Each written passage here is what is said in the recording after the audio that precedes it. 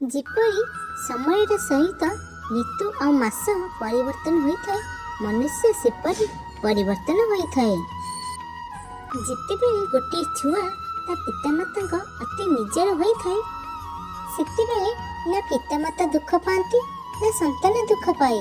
ପିଲା ଯେତେବେଳେ ଛୋଟ ଛୁଆ ଥାଏ, ବହୁତ ହସି ହସି ପିତାମାତାଙ୍କ ପାଖକୁ ଯାଇ ପିତାଙ୍କ କୋଳରେ ବସିଯାଏ ଆଉ ବହୁତ ଖୁସି ହୋଇ କହେ, ମୋତେ ପଇସା ଦିଅ, ମୁଁ ଖର୍ଚ୍ଚ କରିବି।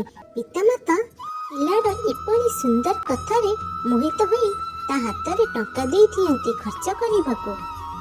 ଧୀରେ ଧୀରେ ବଡ଼ ହୁଏ ଆଉ ପିତାମାତାଙ୍କୁ କହେ, ମୋର ଏତିକି ପଇସା ହଉନି, ଆହୁରି ଅଧିକ ଦିଅ, ମୁଁ ଖର୍ଚ୍ଚ କରିବି। ପିତାମାତା ଦିଅନ୍ତି ଟଙ୍କା। ଯେତେବେଳେ ପିତାମାତା ଟଙ୍କା ଦେଇପାରନ୍ତି ନାହିଁ ଅଧିକ, ସେତେବେଳେ ପିଲା ନିଜ ବୁଦ୍ଧି ବଳରେ ରୋଜଗାର କରେ। ପିତାମାତାଙ୍କୁ ମଧ୍ୟ କିଛି ଖର୍ଚ୍ଚ ଦିଏ। ତାପରେ ପିତାମାତା ପୁଅର ବୟସ ହିସାବରେ ବିବାହ କରିଦିଅନ୍ତି। ପୁଅ ବାହା ହୋଇଗଲା ପରେ ଧୀରେ ଧୀରେ ସେ ରୋଜଗାର କରୁଥିବା ଅର୍ଥକୁ ପିତାମାତାଙ୍କୁ ନ ଦେଇ ସ୍ତ୍ରୀ ହାତରେ ଧରେଇ ଦେବେ। ଧୀରେ ଧୀରେ ପୁଅ ଚାଲିବ ସ୍ତ୍ରୀ କଥାରେ, ଆଉ ପିତାମାତାଙ୍କୁ କିଏ ପଚାରେ? ସତରେ ଏ ଦୁନିଆ ବହୁତ ସ୍ୱାର୍ଥପର। ତାପରେ ଧୀରେ ଧୀରେ ସ୍ତ୍ରୀ ହୋଇଯାଏ ସମ୍ପତ୍ତିର ମାଲିକାଣୀ।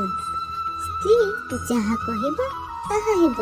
ଏମିତି କଥା ଶୁଣି ଯେଉଁମାନେ ନିଜ ପିତାମାତା କଷ୍ଟ ଦିଅନ୍ତି, ସ୍ତ୍ରୀକୁ ଦୁନିଆରେ ସବୁ ସୁଖ ଦିଅନ୍ତି, ସେପରି ପୁଅ ପାଖରେ ନ ରହି ଯେଉଁ ପୁଅମାନଙ୍କ ପିତାମାତା ବୃଦ୍ଧାଶ୍ରମରେ ରହୁଛନ୍ତି, ସେମାନେ ଠିକ୍ କାମ ମଧ୍ୟ କରୁଛନ୍ତି। କାହିଁକି ନା ସେମାନେ ଟିକେ ତ ହସି ତ ପାରୁଛନ୍ତି। ସ୍ୱାର୍ଥପର ହୁଅନ୍ତି ସେଇ ପୁଅ ବୋହୂ। ଆଉ ଯେତେବେଳେ ସେମାନଙ୍କ ପୁଅମାନେ ଛୋଟ ଥାନ୍ତି, ତାଙ୍କୁ ନେଇ ବଡ଼ ବଡ଼ ବିଦ୍ୟାଳୟରେ ପାଠ ପଢ଼ାନ୍ତି, ବହୁତ ଟଙ୍କା ଖର୍ଚ୍ଚ କରନ୍ତି ପୁଅର ପାଠ ପଢ଼ା ପାଇଁ।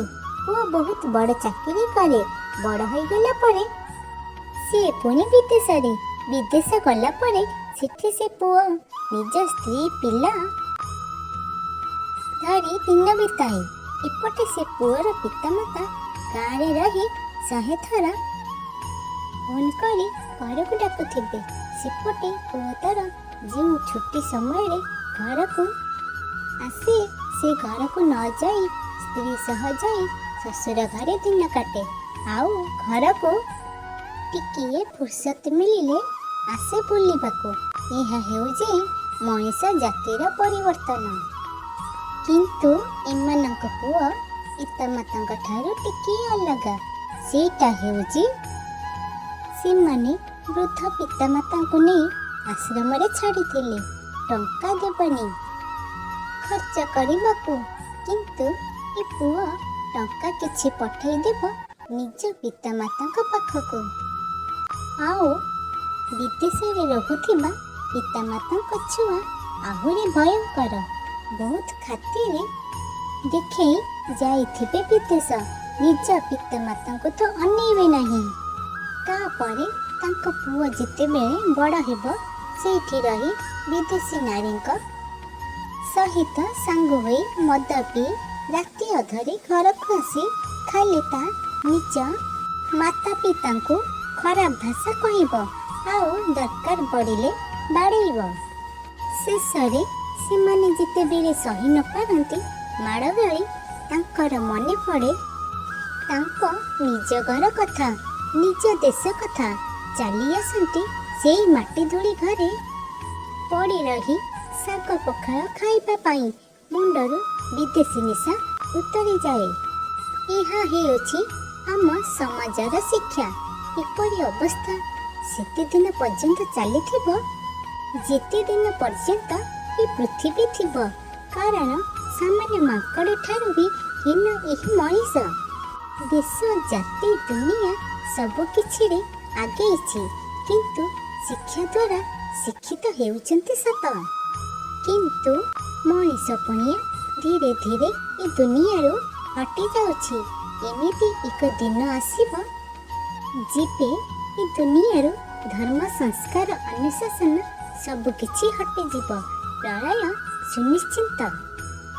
ଭଗବାନ ଆଗରୁ ଜନ୍ମ ନେଉଥିଲେ ଏ ଧରା ପୃଷ୍ଠରେ ମନୁଷ୍ୟ କଲ୍ୟାଣ ଲାଗି।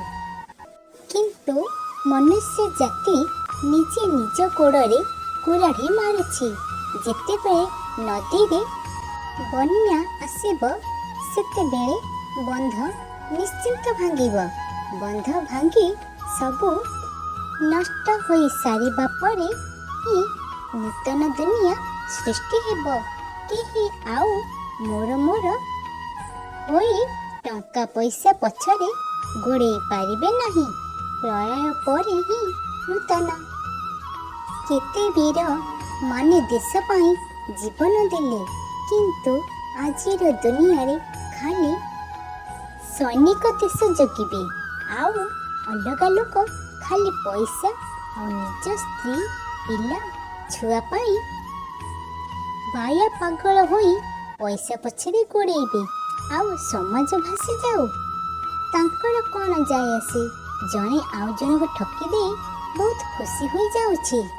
ଭଗବାନଙ୍କୁ ଖାଲି ଲୋକ ଡାକିବେ, ଆମକୁ ପୁଳେଇ ଧନ ଦିଅ, ଆମେ ସମାଜ ଆଗରେ ଆମ ବଡ଼ିମା ଦେଖେଇ ବାଟ ଚାଲିବୁ।